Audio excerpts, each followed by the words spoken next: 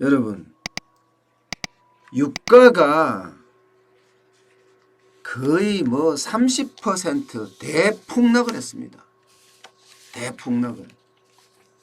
이게 유가가 폭락한다는 것은요, 굉장히 위험한 징후입니다. 기름을 누가 쓸까요? 제조업체들이 쓰잖아요. 기업들이 많이 씁니다, 기름을. 뭐 항공사도 많이 쓰고요. 여행사도 많이 쓰고요. 차량을 써야 되니까.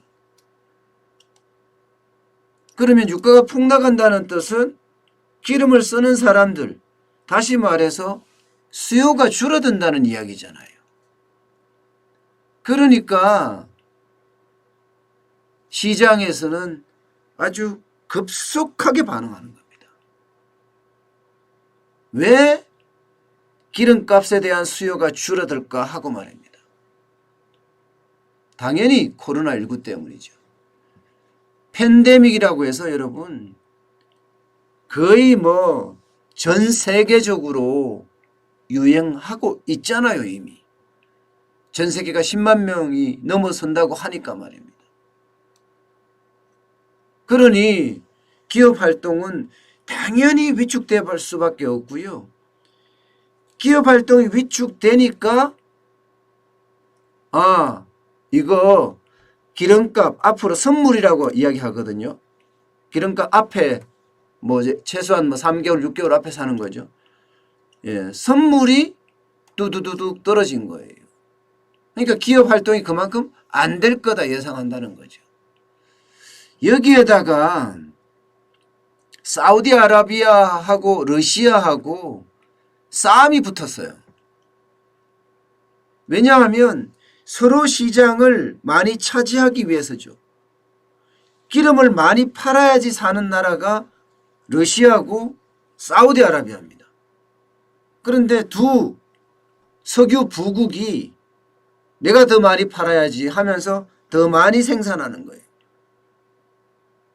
예. 그러니까 공급이 더 많아지는 거죠. 수요는 주는데 그럼 가격은 더 떨어지겠죠. 그래서 사우디아라비아하고 러시아하고 감산 합의를 시도를 했습니다. 그런데 실패했습니다. 결렬돼 버렸어요. 그러니까 사우디아라비아도 그렇고 러시아도 그렇고 앞으로 계속 생산을 한다는 이야기잖아. 더 많이 더 많이. 원유에 대한 점유율을 높이기 위해서 가격이 더 다운되더라도 가겠다는 이야기잖아요.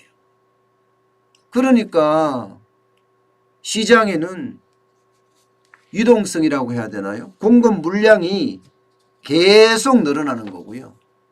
공급 물량이 늘어나니까 가격은 그만큼 떨어지는 겁니다. 얼마나 떨어졌냐고요? 많이 떨어졌어요. 서부 텍사스산 원유 WTI라고 합니다. 예, WTI 선물이 33.6%나 떨어졌습니다. 그래서 27.34달러에 거래됐어요. 20달러대로 주저앉았습니다.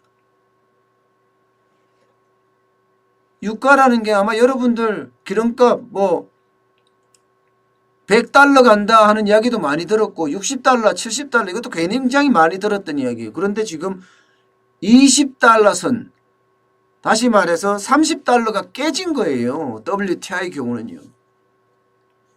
북해산 브렌트유도 마찬가지입니다. 여기도 31.5%가 떨어졌습니다. 그래서 배럴당 31.02달러에 거래됐습니다. 와, 이거요. 2016년 2월 이후로 최저치로 내려가는 2016년 2월 이후로요. 낙폭이요. 낙폭은 지금 엄청납니다. 이게 더 중요하거든요. 걸프전 이후에 최대입니다. 걸프전 이후에. 걸프전이 91년이었거든요. 1991년. 그때 이후에 최대치 기록입니다. 이 낙폭이 굉장히 중요합니다. 갑작스럽게 떨어진다는 것은요. 경제도 갑작스럽게 충격이 온다는 거예요. 그 충격이 금융위기 이상의 것이 온다고 이야기합니다. 금융위기 이상의 것이라는 것은요.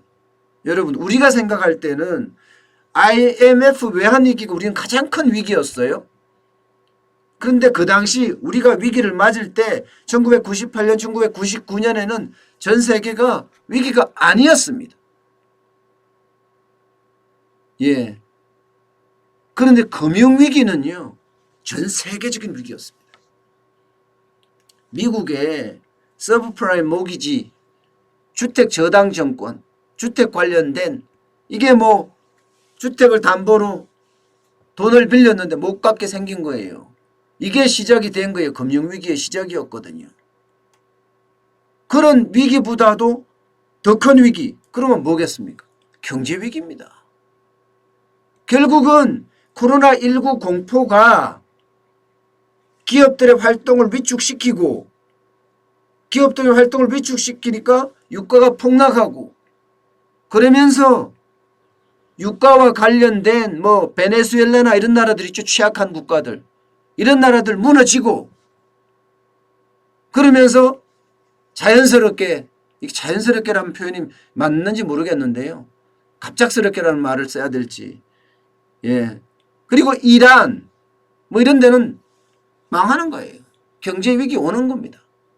이미 이란이나 베네수엘라는 와 있기도 하지만 말입니다.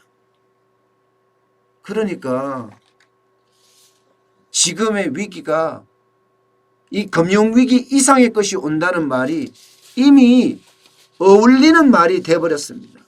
어울리는 말이. 그래서 시장 자체는 지금 계속 떨어지는 거예요. 아시아를 시작으로 해서 유럽으로 가든지 이게 다시 미국으로 갔다, 이렇게 생각하시면 될 것 같습니다. 그만큼 저 위기가 점점 커지고 있습니다. 자, 지금 이 시가 뉴욕 주가입니다. 한번 보세요. 뉴욕 증시 코로나19 유가 공포의 폭락이 폭락. 다우가 7.79%나 떨어졌습니다. 7.79%. 다우존스 지수 말입니다. 뉴욕 증시가 이만큼 지금 완전히 떨어졌다는 이야기예요. 완전히. 그러면 나스닥도 마찬가지겠지요. 그만큼요, 시장의 위험이 지금 와 있다는 거예요. 어제가 대한민국에게는요, 역사적인 날이었잖아요. 진짜 역사적인 날. 어떤 게 역사적인 날이냐? 외국인의 주식 판매가 사상 최대였습니다. 셀코리아. 무려 1조 3천억 원을 넘었습니다. 그만큼 대한민국에는 큰 위협이었거든요. 왜냐하면 유가가 주식시장이 이렇게 붕괴하고 떨어진데 뭐 블랙먼데이라는 표현까지 썼으니까 말입니다. 일단 미국에서 확진자들이 많이 나타나고 있어요. 미국에서 확진자가 많이 나타난다는 것은 팬데믹이다, 이렇게 보는 거죠. 시장 자체를. 게다가 유가 앞서 말씀드렸다시피 뭐 생각할 틈도 없이 떨어지는 거예요. 생각할 틈도 없이. 그러니 아시아 증시가 우리만 떨어지겠습니까? 다 떨어지죠. 일본 니케이도요 5% 이상 떨어졌어요. 5.07% 떨어졌고요. 상하이 종합지수도 3.01%, 홍콩 항생지수도요 3% 이상 떨어졌고요. 대만의 자치엔 지수도 마찬가지입니다. 그러니까 시장의 공포지수가 점점 커지는 거예요. 코스피 200 변동지수를 일반적으로 공포지수라고 합니다. 왜냐하면 불황이면 불황일수록 이 코스피 200의 변동지수는 크거든요. 예. 왜냐하면 코스피 200 이러면 아무래도 잘 나가는 기업 200일 거 아니에요. 이 잘 나가는 기업 200이 변동이 된다. 그 말은 경제가 나빠진다. 공포가 더 커진다. 이렇게 생각하면 되거든요. 이 하루의 변동성이 무려 말입니다. 31.7%나 기록했습니다. 그러니까 점점 공포지수가 커진다. 오늘 1950선을 지켜낼 거냐 못 지켜낼 거냐. 못 지켜낸다는 이야기도 지금 계속 많이 나오고 있습니다. 그렇게 되면요, 세계 경제 생각했던 것보다 더 빨리 금융 위기 이상의 것이 온다는 말이 맞아질 수도 있다는 뜻이에요. 맞아질 수도. 그래서 더 불안하고 더 불안한 겁니다. 실제 매일경제가 인터뷰한 기사 있잖아요. 케네스 로고프 그 뉴욕대 경제학 교수 말입니다. 그분이 이렇게 말했습니다. 코로나19 사태 예측이 안 된다. 전문가들도 예측 못한다. 예측을 못한다는 것은 불확실성이 굉장히 큰 거다. 불확실성이 크다는 것은요, 시장이 무너질 가능성도 크다는 거예요. 그래서 중국 성장률을 2%대까지도 떨어질 수 있다는 이야기를 했고, 2% 떨어지게 될 경우 결국은 세계 경제 위기가 오지 않겠느냐 하는 예측까지도 내놓고 있습니다. 왜냐하면 이게 수요나 혹은 공급이나 한쪽에 문제가 있으면 한쪽의 문제를 해결하면 되거든요. 예를 들어서 금융위기 때 같은 경우는 수요 쪽에 문제가 있었어요. 돈을 빌리다가 파산 난 거예요. 그러면 돈을 더 빌려주면 되잖아요. 그런데 이 코로나19 사태는 수요가 문제가 아니라 공급까지 깨지고 있어요. 세계의 공장이라는 중국의 생산이 완전히 망가지고 거기서 부품을 공급받아야 되는 많은 세계적 기업들이 생산을 못하고 있어요.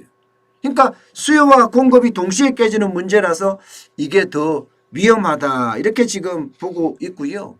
옥스퍼드 이코노믹스 여기 세라 헌트라는 수석 이코노미스트도 비슷하게 이야기합니다. 상황이 어디로 갈지 예측이 안 된다. 그렇기 때문에 예측하는 자체가 극도로 위험하다.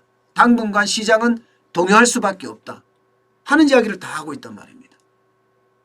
이대로 가면요, 여러분, 세계 경제 위기도 그렇게 멀리 있지 않다는 이야기를 할 수밖에 없습니다. 할 수밖에. 그만큼 지금 세계 경제 자체가 위기 속에 있다. 이렇게 표현할 수가 있을 것 같습니다.